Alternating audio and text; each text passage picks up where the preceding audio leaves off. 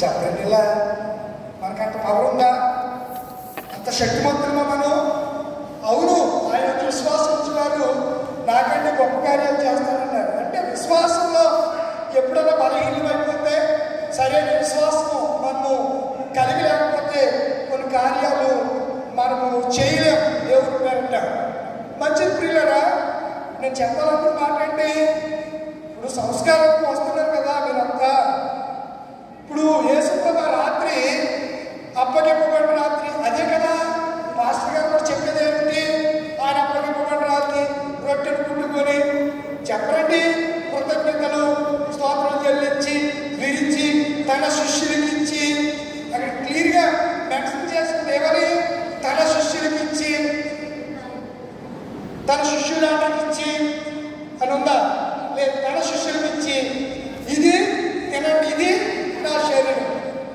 భోజనం అయిన పిమ్మట పాత్రను పుచ్చుకొని స్తోత్రం చెల్లించి ఇది క్రొత్త నిబంధన రక్తం అని చెప్పి ఎవరికి ఇచ్చాడు? శిష్యులకు ఇచ్చాడు. అంటే ఆ రాత్రి ఎవరు లేరు? మీరు లేరు. ఎవరు లేరు?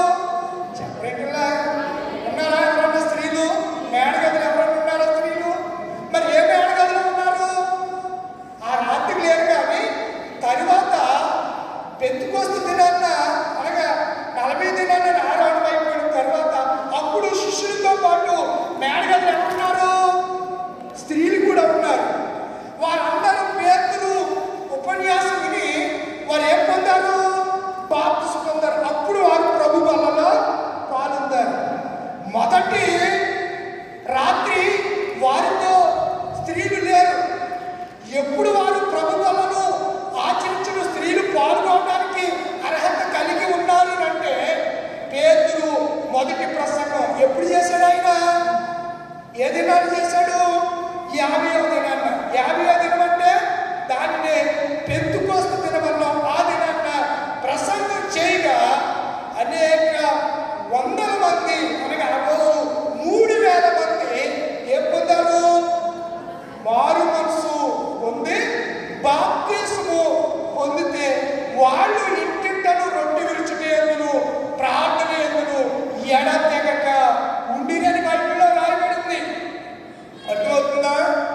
అలా యేసు ప్రభువారు 6వ అధ్యాయం తర్వాత 50 రోజులు తదుపరి స్త్రీలు వారితో, అంటే ఒకప్పుడు మేడగదిలో యేసు 12 మందికి ఇస్తే తరువాత మేడగదిలో కూడుకున్న వారు ఎంతమంది? 120 మంది. అందులో ఎవరున్నారు? స్త్రీలు కూడా ఉన్నారు. వారు ఎప్పుడు ఎప్పుడు సంస్కారంలో పాల్గొన్నారు చెప్పండి?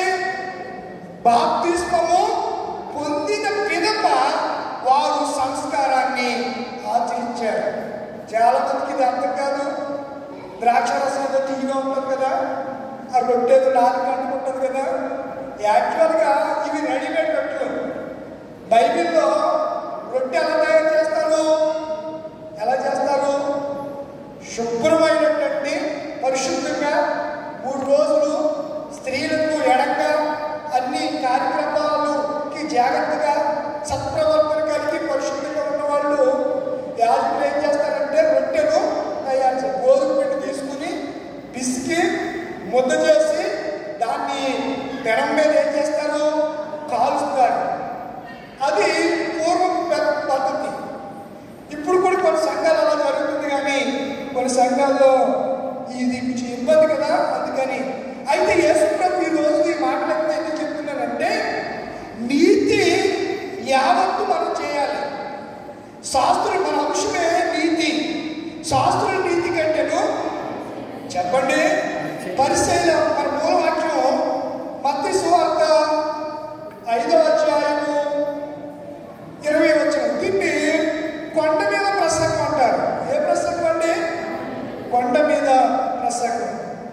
20వ అధ్యాయంలో 20వ వచనం అంటున్నాడు కదా, శాస్త్రుల నీతి కంటేను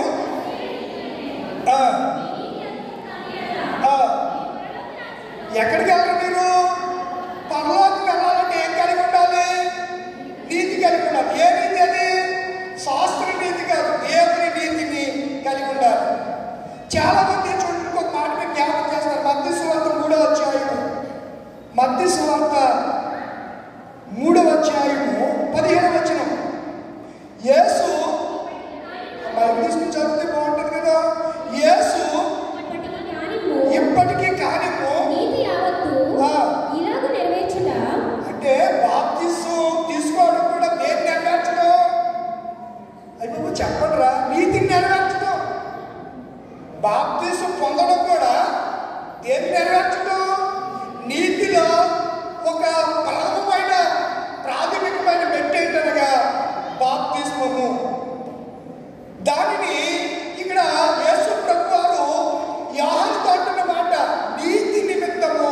ఎప్పటికీ కాల్చే అవి చెప్పు. యోహాను నీకన్నా నేను గొప్పవాడిని కావచ్చు, అయినా నీతి నిమిత్తం ఎప్పటికీ కానిము అని చెప్పి ఎవరు చెప్పారు? ఎవరితో చెప్పారు? సందర్భం మీరు గ్రహించేయాలి, అప్పుడు వాక్యం మీకు ఈజీగా అర్థమైపోతుంది. ఎవరితో ఎందుకు మాట్లాడే సందర్భం ఏంటంటే యేసు వారు ఎక్కడికి వచ్చారు? బాప్తిస్మం పొందడానికి వచ్చాడు. ఎవరి దగ్గరికి వచ్చారు? బాప్తిస్మం ఇచ్చు. మీరు యోహాను అనకూడదు, ఏ అనాలి? బాప్తిస్మం ఇచ్చు యోహాను దగ్గరికి ఆయన వచ్చాడు. వచ్చి నాకు బాప్తిస్మం అంటే ఏంటి? నీతో నేను బాప్తిస్మం పొందాను కానీ నువ్వు నాకు, నేను నీకు ఇవ్వడం ఏంటి అని యోహాను గారు బాప్తిస్మం ఇచ్చే యోహాను గారు మన యేసు ప్రభువుని అడుగుతుంటే యేసు అంటున్నమాట నీతి యావత్తు అంటే నీతి. ఇప్పుడు మీకు కొన్ని నీతుల గురించి నేను జ్ఞాపకం చేయాలని ఇష్టపడుతున్నాను. నీతికి నిర్వచనాన్ని కూడా మీకు జ్ఞాపకం చేయ ఇష్టపడుతున్నాను. కనుక నా ప్రభునందు నా ప్రియమైనటువంటి దేవుని పిల్లలారా, నీతి అనే దాన్ని ఎథిక్స్ అంటే మారల్ వాల్యూస్ అంటారు. ఎథిక్స్ అంటే నీతి. చాలా వీళ్ళకి నీతి నియమాలు ఏమీ లేవురా, వీళ్ళకి నీతి నియమాలు ఏమీ లేవు అని అంటారు. అంటే నీతి లేదా న్యాయము అని అనువదించబడినటువంటి దీన్ని ఇంగ్లీష్లో మారల్స్, ఎథిక్స్ అంటే మంచి చెడులను వేరు చేసి సరైన మార్గంలో నడుచుకోవడం అని నీతికి ప్రాథమిక సూత్రమై ఉంది. ఇది నైతిక సూత్రాలకు నడవడికి మరియు న్యాయబద్ధమైనటువంటి ప్రవర్తనకు దీనిని మనము సరిచూడగలం. కనుక చాలా మంది ప్రార్థన చేస్తున్నాం, వాక్యం చదువుతున్నాం, ఏదో చేస్తున్నాం అని చాలా మంది అనుకుంటారు. మీకులాగానే ఆనాటి ఇశ్రాయేలు ప్రజలు కూడా అనుకున్నారంట. రోమీయులకు రాసిన పత్రిక 10వ అధ్యాయంలో మనం కూడా చాలాసార్లు నేను చాలా భక్తుడిని, నేను చాలా నీతి భక్తుడిని, వాళ్ళ గురించి వాళ్ళు ఎస్టీ పడుతూ ఉంటారు. ఎస్టీ అంటే సెల్ఫ్ డబ్బా. చూడండి 10వ అధ్యాయము రోమీయులకు రాసిన పత్రిక 10వ అధ్యాయం. సహోదరులారా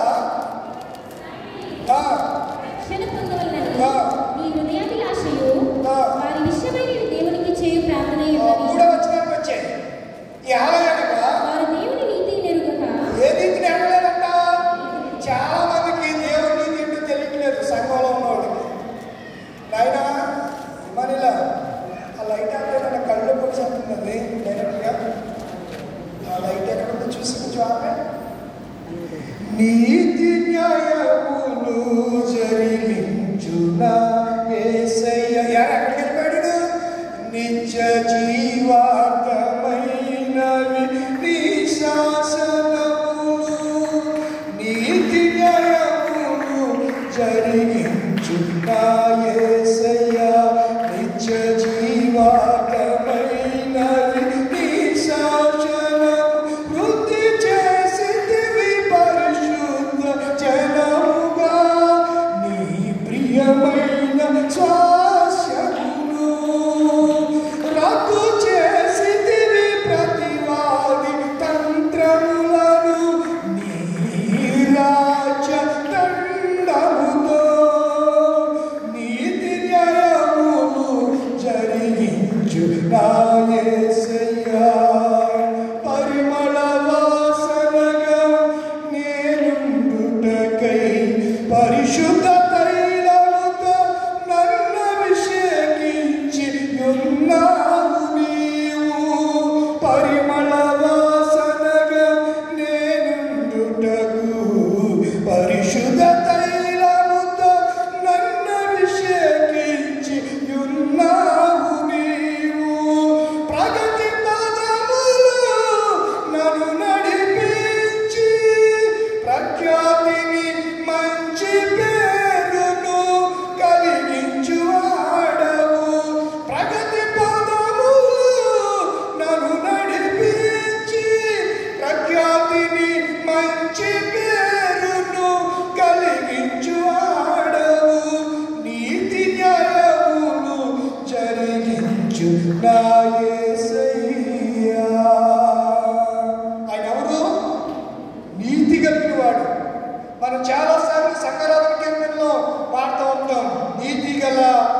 వస్తుంది. ఇందాక కూడా మన వాక్యానికి సంబంధించినటువంటి కీర్తన పాఠం, ఇదిగో నీతి భాస్కరుడు ఉదయమాయే అతని నీతి. ఎవరి నీతి? నీ నీతి కాదు, నీ నీతి మురుకు గొడ్డలు, నీ నీతి నీ స్వనీతి మురుకు గొడ్డలు కనబడుతున్నాయి దేవుని ఎదుట. ఇశ్రాయేలు ప్రజలట ఎలాంటి వారంట? ఆసక్తి కలిగిన వారే, వారు దేవుని యందు భయభక్తులు కలిగిన వారే, కానీ వారు స్వనీతిని స్థాపింపబోనుకున్నారట. 3వ వచనం, ఏలయనగా వారు దేవుని నీతిని ఎరుగక ఏ నీతిని ఎరగలేదు. చాలా మందికి దేవుని నీతి అంటే ఎరగట్లేదు. దేవుని నీతి నెంబర్ 1 బాప్తిస్మము పొందుట. అది ఎవరు చెప్పారు?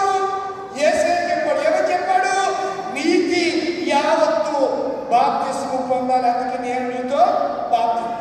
రెండవది, చాలా మంది నేడు దినాల్లో బోధలు ఎక్కువైపోయాయి. Social media, print media, electrical media, ఇవన్నీ కూడా ఏమైపోయాయి చెప్పండి? బాగా ఎక్కువైపోయాయి. చిన్నదాన్ని క్రియేట్ చేయడం, ఒక ముక్కను తీసుకోవడం, ఆ ముక్కని ఆర్ఆర్ అంటారు. దాన్ని ఆర్ఆర్ అంటే పదే పదే దాన్ని చెప్పడం, పదే పదే దాన్ని స్క్రోలింగ్ చేయటం, పదే పదే బ్రేకింగ్ న్యూస్ ఇప్పుడే అందిన చెప్పండి చూడలేదు మీరు, ఇప్పుడే అందిన వార్త, ఇలా స్క్రోలింగ్ చేస్తూ పదే పదే ఇంకా ఆ రోజు ఏదన్నా చిన్న దొరికిందంటే ఇంకా ఆ రోజు మీడియాకి పండుగ. వాళ్ళు ఏంటంటే వారి రేటింగ్ కోసం, వారికి వచ్చే యూట్యూబ్ మనీ కోసం సోషల్ మీడియాలో ఎక్కువ సబ్స్క్రైబ్స్ ఉంటే ఏమొస్తుంది? నెలకి 30,000 40,000 ఏమనిలా కూడా యూట్యూబ్ పెట్టే ఎందుకనే గవర్నమెంట్ వదిలేసామని యూట్యూబ్ పెట్టే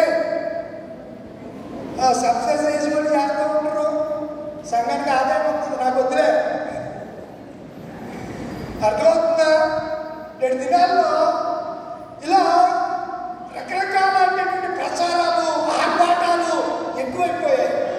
ఈ ప్రచారము, ఆర్భాటంలో విశ్వాసులు వీళ్ళు కూడా కొట్టుమిట్లాడుతున్నారు. చూడండి, కొంతమంది మిరుమిట్లు కలిపే, విరసింపే కాంతులకు వారు ఏమంటారు? అమ్మా ఏం అద్భుతమైన లైటింగ్ అండి, ఎంత అద్భుతంగా పెట్టారండి. ఆదివారం బజార్లో పెడతా ఉంటారు. సంక్రాంతి నుంచి ఫిబ్రవరి దాకా పెడతా ఉంటారు. మొత్తం తారకింపు రోడ్డు అంటే మన దేవాలయం దగ్గరగా ఉంది కాబట్టి మీకు చెప్తున్నారు. లైటింగ్ మొత్తం రోడ్డు అంతా, ఆ లైటింగ్ చూడడానికి ఎక్కడి నుంచో వస్తూ ఉంటారు. ఇప్పుడు క్రైస్తవులు కూడా పర్యాటకానికి వెళ్ళడానికి, విహారయాత్రలకు, తీర్థయాత్రలకు వెళ్ళడానికి దేవుని నీతిని విడిచిపెట్టేస్తున్నారు. దేవుని నీతి ఏమిటో తెలియక తన స్వనీతి కొరకు పరుగులు పెడుతున్నారంట. ఇశ్రాయేలు కూడా అదే చేశారంట. ఆయన అంటే వారు దేవుని నీతిని ఎరుగక తమ స్వనీతిని స్థాపింప పూనుకునుచు ఈ స్వనీతి పనులు ఏ రీతికి లోబడరు? దేవుని అర్థమవుతుందా మీకు? స్వనీతి పనులు ఏ రీతికి లోబడరు అంటాడు. బాప్తిస్మం అవసరం లేదు అంటాడు. ప్రభురాత్రి సంస్కారం తీసుకోవాల్సిన లేదు అంటాడు. లేకపోతే ఆదివారం చర్చికి వెళ్తే సరిపోద్ది అంటాడు. వీళ్ళందరూ స్వనీతి పనులు మాట. ఏ పనులు?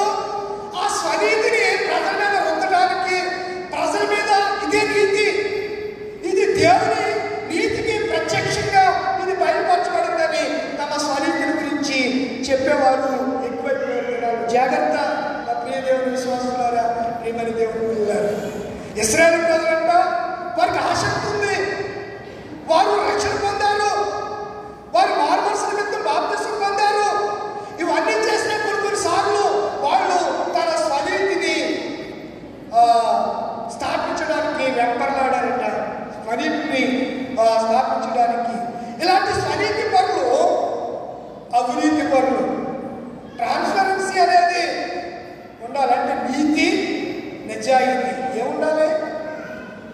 జగన్ గారు అనేవారు, నీతి నిజాయితీతో కూడినటువంటి విలువలతో కూడిన రాజకీయాలు చేయాలి కానీ అడ్డదిడ్డంగా చేయకూడదు. ట్రాన్స్పరెన్సీ ఉండాలి. ప్రతిదీ కూడా ప్రజలకు మేలు చేసేదిగా ఉండాలి.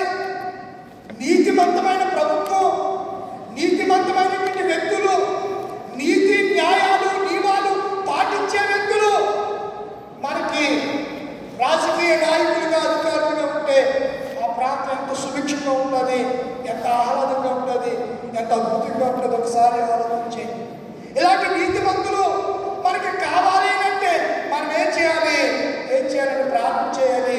అప్పుడు నీతిమంతుడైన యేసు రక్తాన్ని ఆశ్రయించి వారందరూ కూడా ఆయన ఎలా చేస్తాడు? నీతిమంతులుగా చేస్తాడు. ఎలా చేస్తాడమ్మా? నీతిమంతులుగా చేస్తాడు. కనుక చాలా మంది యేసుని ఆశ్రయించడం మానేసి తన స్వనీతిలో ఆనందించేవారు ఎక్కువగా మనకి కనబడుతున్నారనే విషయాలు నేను మీకు జ్ఞాపకము చేస్తున్నాను.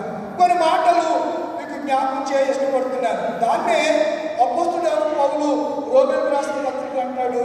ఏమంటాడంటే, మీరు క్రీస్తులోనికి బాప్తిసం పొందండి అనే మాటలో వాడాడు. మీకు ఒక మాట జ్ఞాపకం చేస్తాను. చూడండి, ద్వితీయోపదేశకాండం 4:2 ద్వితీయోపదేశం తొందరగా చూడాలి. ద్వితీయోపదేశకాండం 4:2 మరియు నేడు నేను మీకు అప్పగించుచున్న ఈ ధర్మశాస్త్రం అంతటిలో ఉన్న కట్టడలను నీతి విధులను గల గొప్ప జనమేది. దేవుని నామ స్తోత్రం కలుగును గాక. ఆమేన్. గొప్ప జనం మనకి మోరల్ వాల్యూస్ ఉన్నాయి. క్రైస్తవులకి ఏముండాలి చెప్పండి? నీతి నియమాలు ఉండాలి. నీతి లేని జనంగా, సిగ్గు లేని జనంగా, సిగ్గు లజ్జ మాన అభిమానాలు లేకుంటే వాడు క్రైస్తవుడు కాడు. నీతి న్యాయాలు కలిగిన నీతి న్యాయాలైన సింహాసనానికి ఆధారాలు అంటాడు. మరొక మాట మీకు జ్ఞాపకం చేస్తాను. ద్వితీయోపదేశకాండం 6:5 ద్వితీయోపదేశకాండం 6:25 మన దేవుడైన యెహోవా మనకు ఆజ్ఞాపించినట్లు ఆయన సన్నిధిని ఈ సమస్తమైన ఆజ్ఞలను అనుసరించి మనము నడుచుకున్నప్పుడు మనకు నీతి కలుగును. మనకేం కలుగుతుంది? ఎప్పుడు కలుగుతుంది నీతి? నడుచుకున్నప్పుడు. వేటిని అనుసరించి? ఈ సమస్తమైన ఆజ్ఞలను, దేవుని మాటలను ఆచరించి నడుచుకున్నాడలా మనకేం కలుగుతుంది? ఎవరు అలా నడుచుకుంటే వాడే నీతిమంతుడు, వారికే నీతి కలుగుతుంది. నీతిమంతుడని మెడలో ట్యాగ్ తగిలించుకోవసరంలా, ఐడి వేసుకోవసరంలా. నీవు నీతిమంతుడివో కావో నీ ప్రవర్తన, నీ అడుగుజాడలు, నీ మాట తీరు, నీ ఉచ్చారణ, నీ చూపులు, నీ నడక, నీ వ్యవహారం, నీ వైద్యం అన్నీ కూడా కనబడిపోతూ ఉంటాయి. అందుకే ఇక్కడ అంటున్నాడు కదా, ఏమంటున్నాడు? నడుచుకున్నప్పుడు మనకు ఎప్పుడు చెప్పాలి. ఎప్పుడంటే ఆజ్ఞలను అనుసరించి. ఇప్పుడు యేసుప్రభు ఏమన్నారు? శాస్త్రుల నీతి కంటేను చెప్పాలి, పరిసయ్యుల నీతి కంటేను. ఎవరి నీతి? మీ నీతి అన్నాడు. తన నీతి గురించి మాట్లాడలేదు. ఇక్కడ యేసయ్య నీతి, శాస్త్రుల నీతి, స్వనీతి, ఇలా నీతులు చాలా ఉన్నాయి. అయితే ఇక్కడ మనము ఆలోచన చేస్తున్న నేటి కోణంలో మనం ఆలోచిస్తున్న భాగంలో ఆయన ఏమంటున్నాడంటే, శాస్త్రులు వాళ్ళు ఏమనుకుంటున్నారంటే తమ దృష్టికి తామే నీతిమంతులు అనుకుంటారు. వారు ఏం చదువుతారు చెప్పండి? ఏం చదువుతారు? ధర్మశాస్త్రాలు చదువుతారు. తోరా అంటారు. పంచకాండాలను ఏమంటారు? హీబ్రూలో తోరా అంటారు. నేను నిన్న పేపర్లో సాక్షి పేపర్లో చూశాను. 1,15,000 సంవత్సరాల క్రితము చదువుకొని ఆది మానవుల యొక్క అవశేషాలు ఇజ్రాయెల్లో బెర్షెబా అనే ఒక ప్రాంతంలో ఉన్నటువంటి గుహలో వాళ్ళు ఎప్పుడు దొరికి అంటారు. ఆర్కియాలజిస్టులు పురావస్తు తవ్వకాల్లో బయటపడ్డాయి. అది పెద్ద న్యూస్ అయింది. ఎన్ని సంవత్సరాలంట? 1,15,000 సంవత్సరాల నాటి పురాతన ఆది మానవుల యొక్క అవశేషాలు. బెర్షెబా బైబిల్ ఉందా? బెర్షెబా ఉంది. బెర్షెబా అనే ప్రాంతంలో ఒక గుహలో ఈ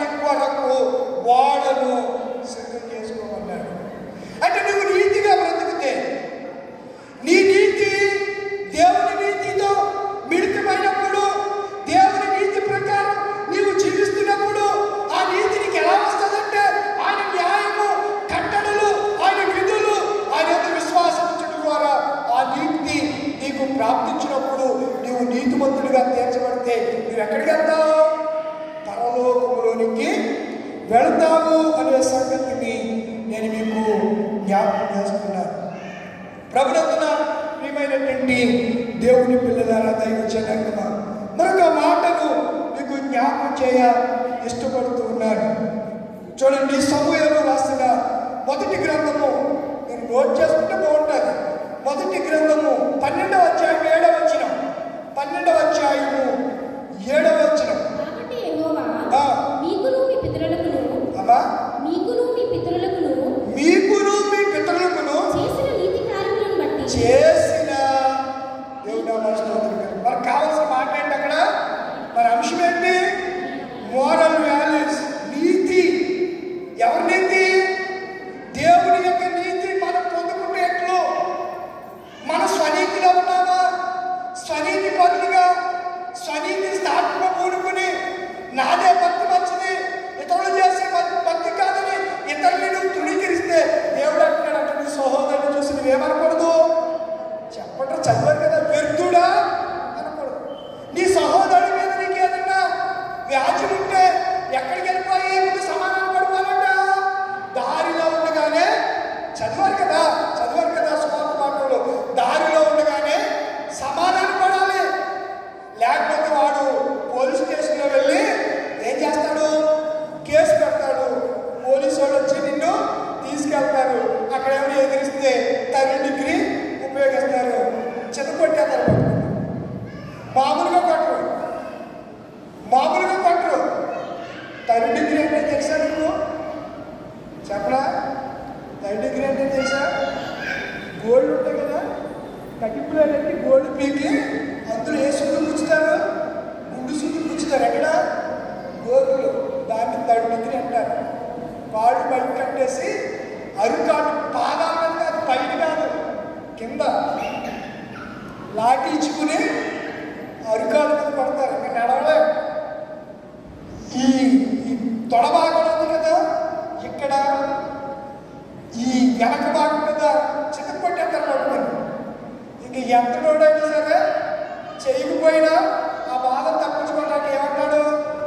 నేనే చేసేది అంటాడు. దాన్ని 3rd డిగ్రీ అంటారు. అది బాగా కఠినమైపోయిన వాళ్ళు. కొంతమంది ప్రొఫెషనల్స్ ఉంటారు. దొంగతనాల్లో కూడా ప్రొఫెషనల్స్ ఉంటారు. స్టోర్ వర్క్ మీరు వినలేదా? స్టోర్ వర్క్ కూడా ఉంది. దాన్ని క్రీస్తుపురంగా మార్చమని అక్కడ ఉన్న వాళ్ళందరూ గొడవ చేస్తున్నారు. ఈ జూలై 31 తారీఖుకి ఆంధ్ర సవర్తికన్ లూథరన్ సంఘం ఏర్పడి 180 సంవత్సరాలు కావస్తూ ఉంది. జాన్ ఫెడ్రిక్ అయ్యర్ గారు 1842 జూలై 31 ఈ గుంటూరు ప్రాంతానికి వచ్చి అక్కడ ఆయన హెడ్ ఆఫీసు స్థాపించిన దినాన్ని లూథరన్ సంఘిస్తులు ఏం పెట్టారు? దానికి సువార్త దినము అని పెట్టారు. ఏ దినం? సువార్త దినం అని పెట్టారు. ఈ లూథరన్ సంఘ వ్యవస్థాపకులు జర్మనీ దేశస్తులు జాన్ ఫెడ్రిక్ అయ్యర్ గారు, ఆయన వాడ ప్రయాణం చేసి పశ్చిమ బెంగాల్ కలకత్తా వచ్చి, కలకత్తా నుంచి ఆ ప్రాంతాల మీదుగా సముద్ర ప్రయాణం చేస్తూ ఆయన రాజమండ్రి వచ్చి, రాజమండ్రి నుంచి పల్లకీలో వెళుతూగా ఈ ప్రాంతాలన్నీ తిరుగుతూ గుంటూరుకి చేరుకున్న దినాన్ని 1842 జూలై 31వ తారీఖు సువార్త దినం. ఈ సంవత్సరానికి అంటే 31 ఉంది కదా, ఈ నెలలో జూలై 31. కనుక ప్రియమైన దేవుని పిల్లలారా, మనము ఆలోచన చేయాలి. ఇక్కడ మనం చూసినటువంటి మాట నీతి కార్యములు. ఏ కార్యములు? నీతి కార్యములు. ఎవరికన్నా చేశాడు అని అంటే మనకే చేస్తున్నాడు ఆయన. అంటే మన నీతిమంతులమనా? కాదు. విశేషమైన తన కృపను బట్టి నీతిమంతులుగా ఆయన మనల్ని తీర్చిదిద్దాడు. చూడండి, కీర్తన గ్రంథము 11:7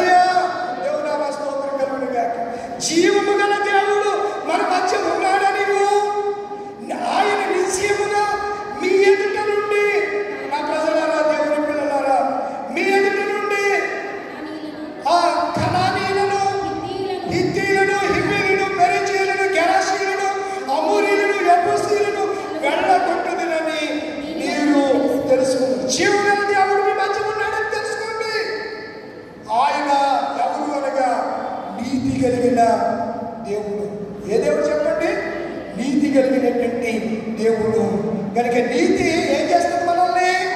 చెప్పండి రా, మరణము నుండి మనల్ని నీతి ఏం చేస్తుంది? తప్పిస్తుంది అనే మాటను మనము చదువుకున్నాం. కనుక మరి కొన్ని విషయాలు మీకు జ్ఞాపకం చేస్తాను. నీతి నిమిత్తము హింసింపబడువారు 5:10 మత్తయి సువార్త 5:10 నోట్ చేసుకోండి. నీతి కొరకు ఆకలి దప్పులు కలిగిన వారు, చక్కగా చూడండి, నీతి కొరకు ఏం కలిగి ఉండాలంట? ఆకలి దప్పిక. కనుక ఇవి మనం కలిగి ఉండాలని దేవుడు మాట్లాడుతూ ఉన్నాడు. మరొక మాట అంటాడు 6వ అధ్యాయము 33 మత్తయి సువార్తలో, మొదట ఆయన నీతిని ఆయన రాజ్యమును వెతకండి.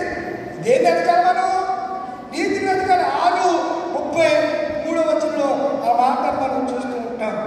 యోహాను అదే 21:32 అన్నాడు, యోహాను నీతి మార్గమున మీ యొద్దకు వచ్చాను కానీ మీరు అతన్ని ఏం చేయలేదు.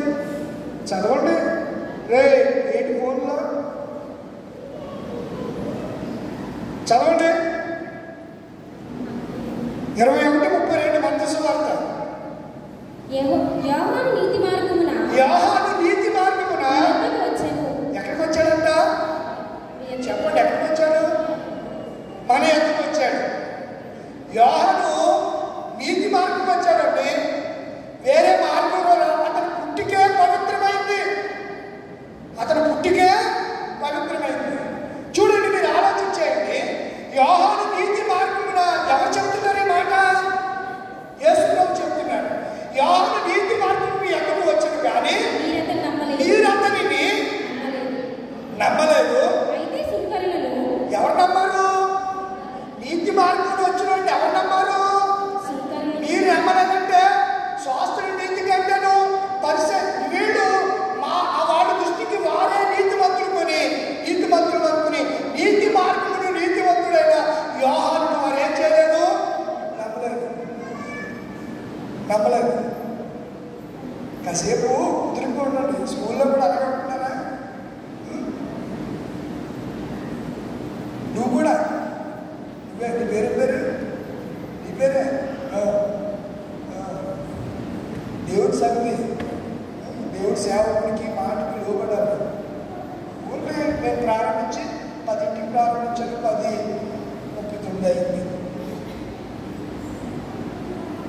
3 గంటలు మూవీ చూస్తారే, సీరియల్ చూస్తారు, ఏదో సోది రాలేదేనే ఏం కోరేసుకొని వచ్చేది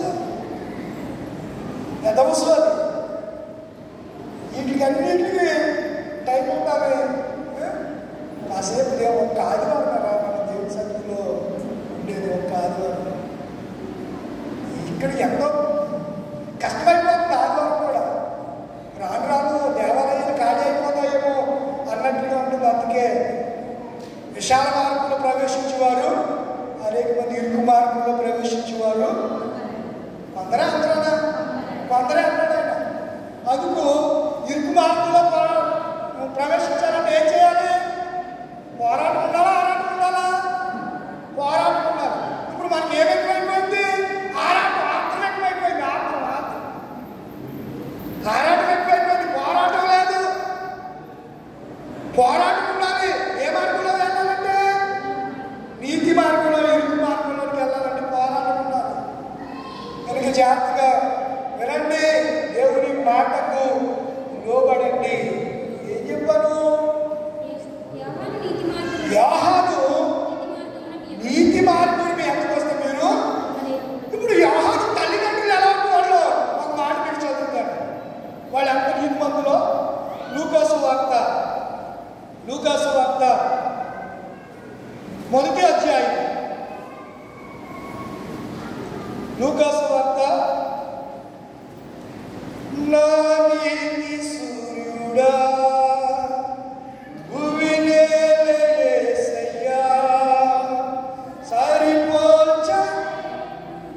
గనులైన వారిని.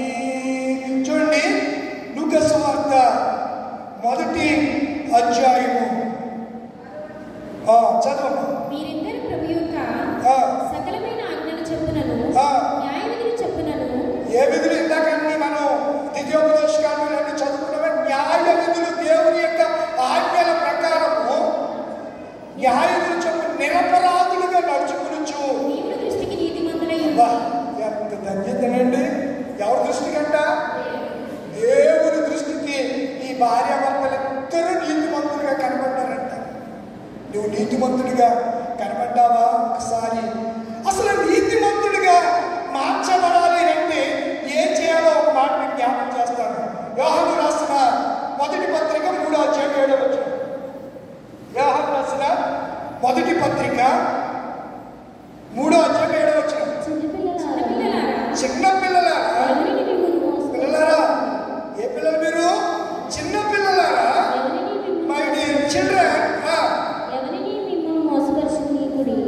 ఎవడను మిమ్మల్ని మోసపరచనీయకుడి, నీతిమంతుడైనట్లు మనము ఆయన నీతిమంతుడైనట్లు నీతిని జరిగించు ప్రతివాడును. అర్థమైందా మీకు? ఏమర్థమైంది? తల పైకెత్తి చూడండి వస్తాను. ఆయన నీతిమంతుడైన ప్రకారము నీతిని జరిగించు ప్రతివాడు కూడా ఎలాంటివాడంట? నీతిమంతుడు. ఎవరు నీతిమంతుడు? యేసయ్య. యేసు వలె యేసు నీతిని కలిగి ఎవరైతే ఆయన ఆజ్ఞలు కట్టడు విధులు అనుసరించి తన స్వనీతిని విడిచిపెట్టి దేవుని నీతికి లోబడతారో వారందరూ కూడా ఎలాంటి వారంట? నీతిమంతులే. దేవుని నామానికి మహిమ కలుగునుగాక. ఆమేన్. కనుక మనం ఆలోచన చేయాలి. యోహాను నీతి మార్గం వస్తే నమ్మలేదు. చాలా మంది నేడు దినాల్లో కూడా నీతి మార్గంలో నీతిగా బ్రతికేవాడు యథార్థవాది.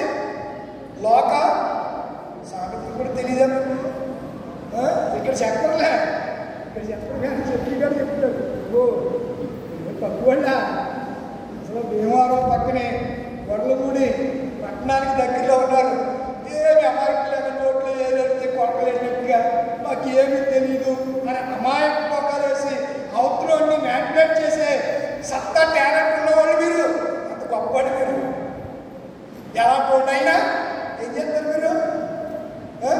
చాకచక్యంగా ఈ భక్తిని అక్కడ ప్రదర్శిస్తే వాళ్ళు బాబయ్య భక్తులు, మీరు ఎలాంటి వాళ్ళు, నేను ఎలాంటి వాళ్ళు ఎవరికి తెలుసు? పరమంతున్న దేవునికి తెలిసింది. భక్తిలో నటన ఉండకూడదు. ఏముండాలి? యథార్థత ఉండాలి. భక్తిలో నిష్టలు నిష్ట గరిష్టలు ఉండాలి భక్తిలో. అంతేగాని వేరే వేరే ఉండడానికి. నీతిని జరిగించు ప్రతివాడు కూడా ఎలాంటి వాడంట? నీతిని జరిగించు ప్రతివాడును నీతిమంతుడు. నీతిమంతుడు ఇందాక నేను చెప్పాను, చదివిస్తున్నా. ఆదికాండం 7వ అధ్యాయం 1వ వచనం. ఆదికాండము యెహోవా ఈ తరము వారిలో నీవే నా ఎదుట నీతిమంతుడవై ఉన్నట్టు, నీవే నా ఎదుట నీతిమంతుడవై ఉన్నట్టు. నీతి ఎక్కడికి వెళ్ళిపోయావు?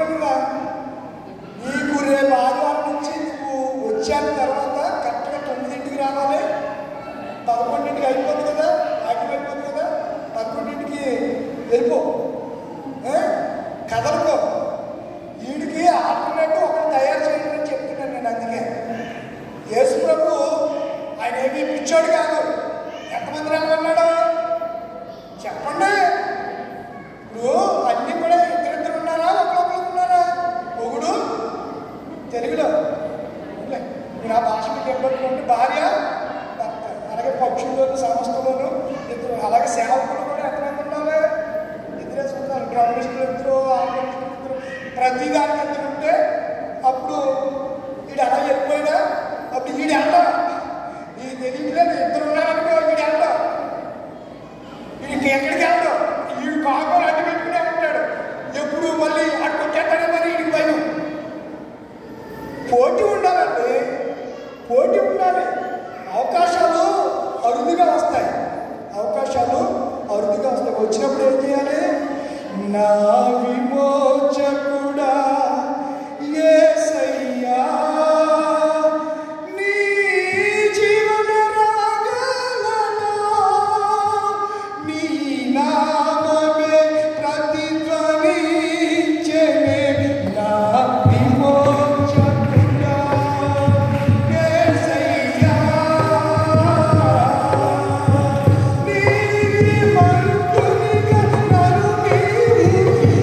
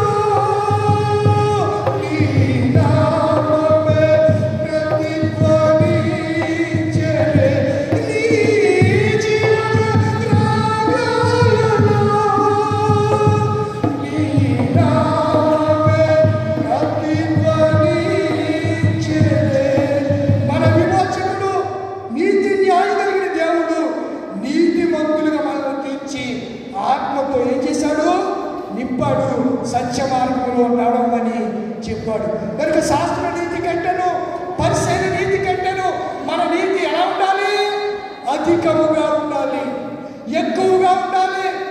మన నీతి తక్కువైతే, నీతిలో దిగజారిపోతే, నీతి మాలిని పనులు చేస్తే, నీతిలో అట్టడుగు స్థానానికి వెళ్ళిపోతే నువ్వెక్కడికి వెళ్ళవు? పరలోకములోనికి వెళ్ళవు. ఆయన నీతిమంతుడైన ప్రకారము నీతిని జరిగించు ప్రతి వాడును నీతిమంతుడు అన్నాడు యోహాను మొదటి పత్రిక 3:7. ఆయన ఎవరు ఏమై ఉన్నాడు చెప్పండ్రా? నీతిమంతుడై ఉన్నాడు. నీతిని జరిగించేవాడు కూడా ఏమై ఉంటాడు?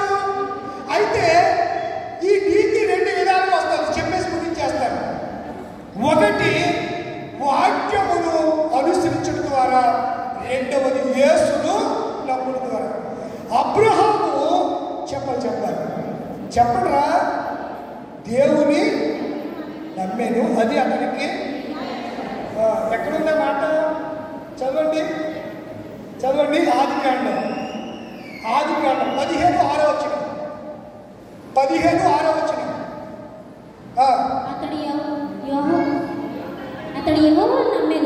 అతడు యెహోవాను నమ్మెను, అయినా అది అతనికి నీతిగా ఎంచెను. ఆ విశ్వాసం, ఆ నమ్మకం, ఆ బిలీవ్ ఏం చేసిందంట? నీతిగా. ఒకటి నీతి ఎలా కలుగుతుంది?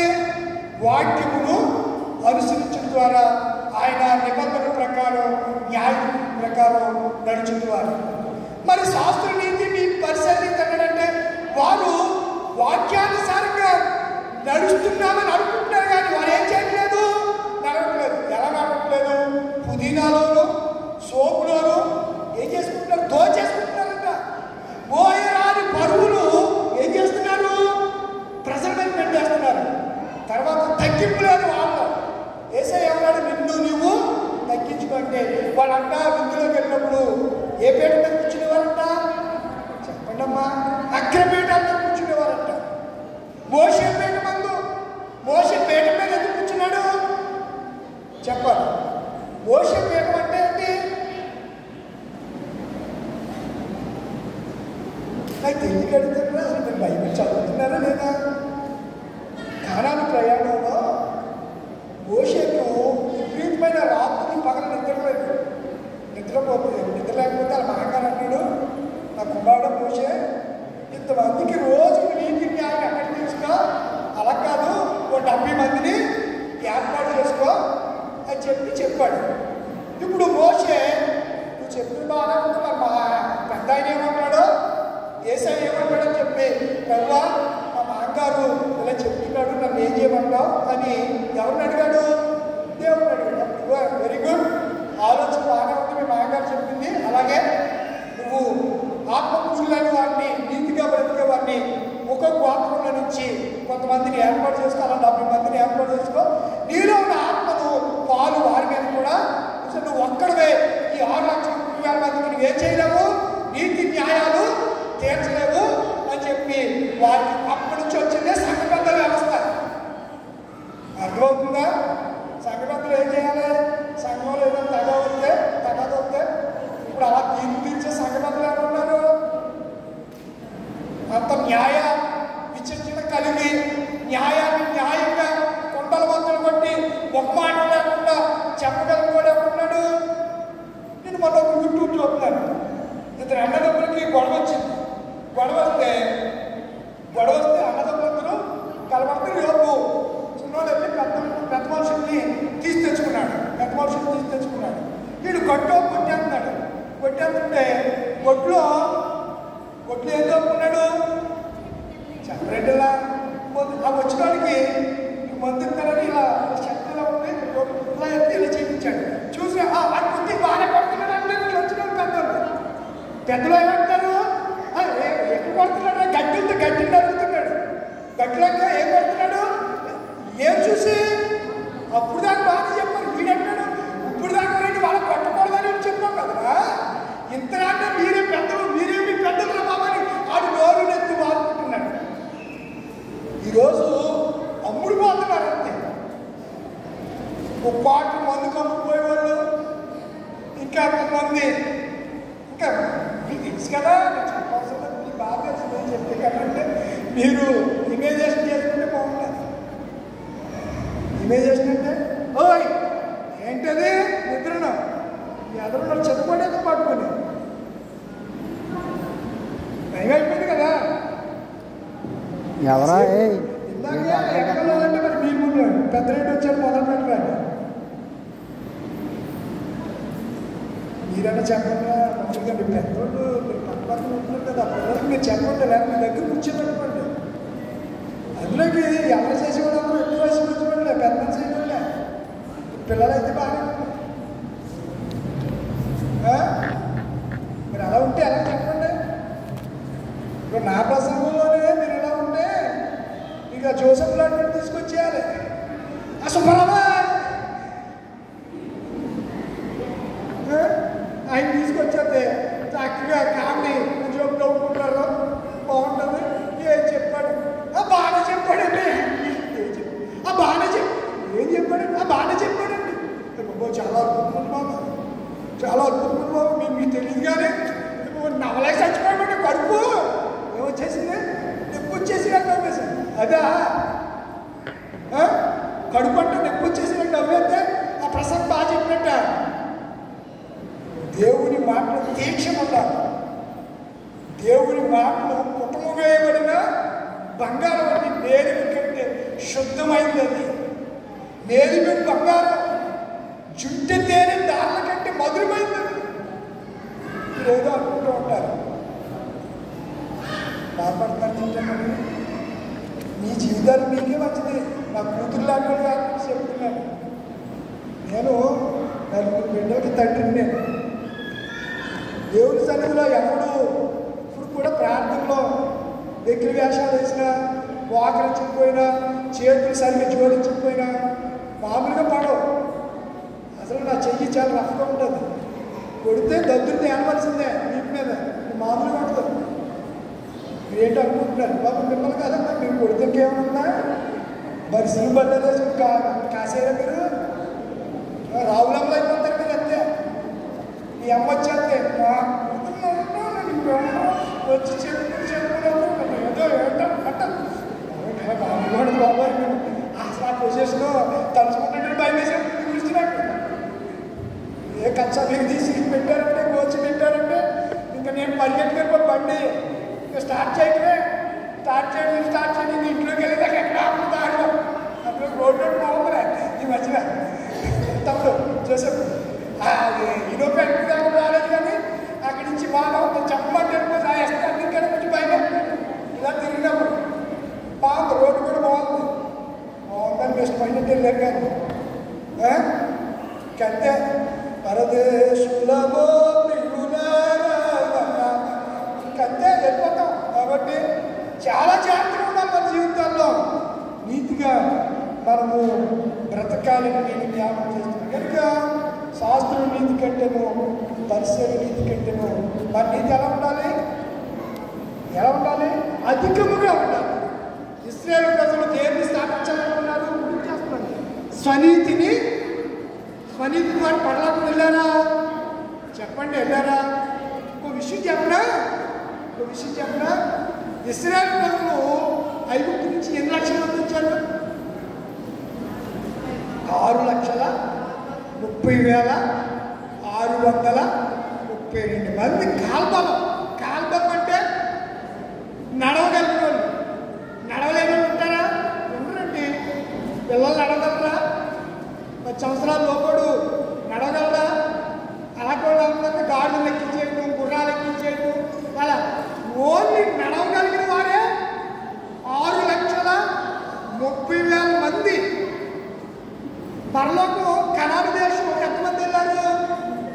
ముగ్గురు వెళ్ళారు. ఎవరు ఇంట్లో వాళ్ళందరూ ఎందుకు వెళ్ళలేదు? ఈ నీతి లేక. ఏ లేక? నీతి లేక. ఓ రోజు మాకు ఏం కావాలి? కక్కలు కావాలి. ఏం కావాలి?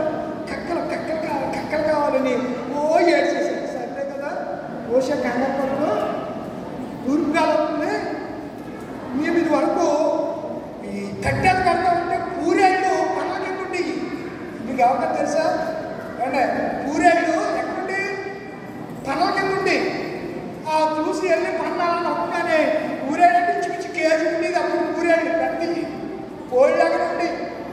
పెద్ద కూరేళ్ళు అవి పరిగి ఎగరలేవు కంపెనీ. ఓ నడుచుకుంటూ ఈ పని నుంచి ఆ పనికి, ఆ పని నుంచి అలాగా ఆ పనుల్లోకి వెళ్ళి దాక్కుంటూ ఉండేది. ఇక్కడ మాంసం కావాలన్నా చాలా రుచిగా ఉంటాయి కూరేళ్ళు. మాంసం కావాలన్నారు కదండి, దేవుడు మాంసం ఇచ్చేయాడు. ఇచ్చేది తెగ తినేయారు ఇట్లాగనే తెగ తినేయారు. నీకు ఆ ఏళ్ళని ఆ వార్చుకొని ఈ వార్చు వచ్చినప్పుడు తినేసి మిగిలింది ఇంటికెట్టి వెళ్ళిపోతారు చూడండి. మిగిలిపోయింది. కొంతమంది మధ్యలో గుడి దగ్గర భోజనం కాడ మందు తెచ్చుకుని పక్కన తాగేసి ఈ ఏమంటే బట్టి ప్లేట్లో కూరేసుకుని పారిపాటు పక్కన వెళ్ళిపోయి తింటున్నారు. ఇవరే దేవసాలలో చచ్చిపోతారా దేవుడు కూడిని ఆ తాగుడు కోసం తినకండి చచ్చిపోతారు. మాసం కూర నేను స్వయంగా చూశాను. ఆ పారిపాడ అక్కడ కట్టిపోయి అక్కడ కోట ఇలా ఇప్పుకుని ఇప్పుకోరా ఏంటి ఏడు కూడా నాకెందుకండి ఆ పక్కనే ఏంటి వార్షికోత్సవాల మీద మటన్లో చికెన్లు పెట్టుకుని నువ్వు పారిపాడ పక్కనే కోటలో ఓపెన్ చేసి తాగుతా దేవుడి సంఖ్యలో పరిశుద్ధంగా ఆ వండిన దాన్ని ఇష్టమైనట్టు తింటే అసలు నిన్ను దేవుడు ఏం చేస్తాడు? గొప్పకాలం కూడా సరిపోతుంది కదా. దాంతో ఏం చేస్తాడు చెప్పండి, ఏం చేస్తాడు? ఆయన కోపం వచ్చింది. భూమి నెరవేర్చుంటాకంటే ఏమైపోయారు మాట అగ్ని రాసబడిని కాకుండానంటే అగ్ని చేసేసింది. దాన్ని తెమేరా అన్నాడు. ఓ ప్రాంతాన్ని కాల్చి వేసేసింది. వీళ్ళు కూరేడు కనిపిస్తున్నారు. కూరేడు ఇచ్చేసాడు. తినేశాక ఈ మాసం తింటే ఏమవుతుంది? ఇది వరకంటే ఈర్పులని వరకు షాపులో ఏమొచ్చేసాయి? టూత్ స్టిక్స్ వచ్చేసాయి. కొంతమంది ఆ మిస్టర్ చెప్తారు ఆమె ఎక్కడో పని కదా ఒక వైర్ లాంటి ఉంటుంది. ఆ వైర్ని ఇలా పళ్ళలో పెట్టుకుని జస్ట్ ఇలా అంటే అందులో ఉన్న మాంసం అంతా ఏమవుతుంది? శుభ్రంగా వీళ్ళు ఊరేళ్ళు చేసి మాంసం వీళ్ళు పళ్ళు సందులో ఉండగానే మళ్ళీ మాంసం కావాలి మళ్ళీ భోజనాలు ఏంటి అంటున్నారు. ఎవరు? ఈ 6 లక్షల మంది మళ్ళీ భోజనాలు ఏంటి? 1000 వేసేయండి అంటున్నారు. మా ఇంట్లో బంగారం తెచ్చేస్తాను, ఆరోగ్యానికి ఇచ్చేస్తాను అంటున్నారు. ఎవరు? దేవుడికి ఏమొచ్చిందంట?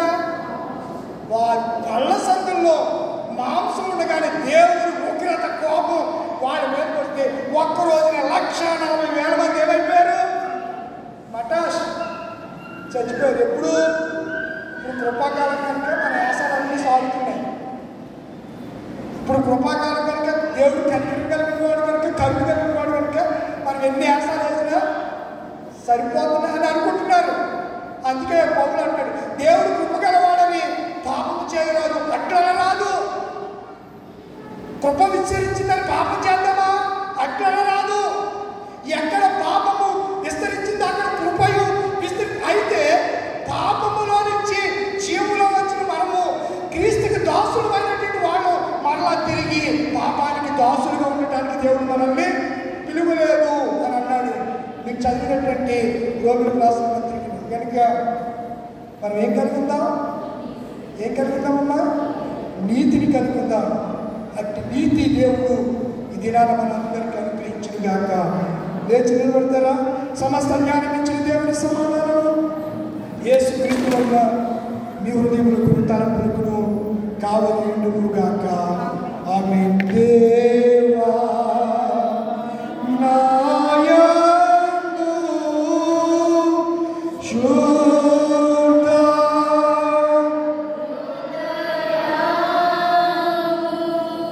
కలుగా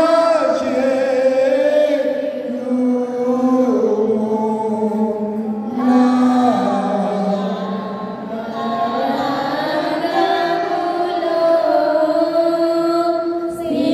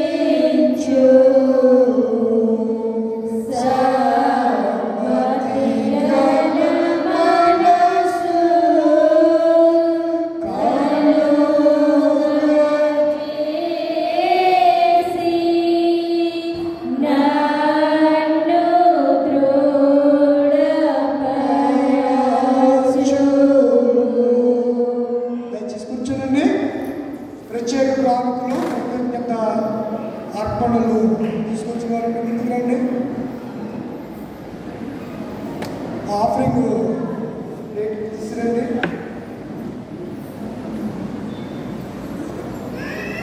చర్చి ప్రారంభం కాకుండా ఇక్కడికి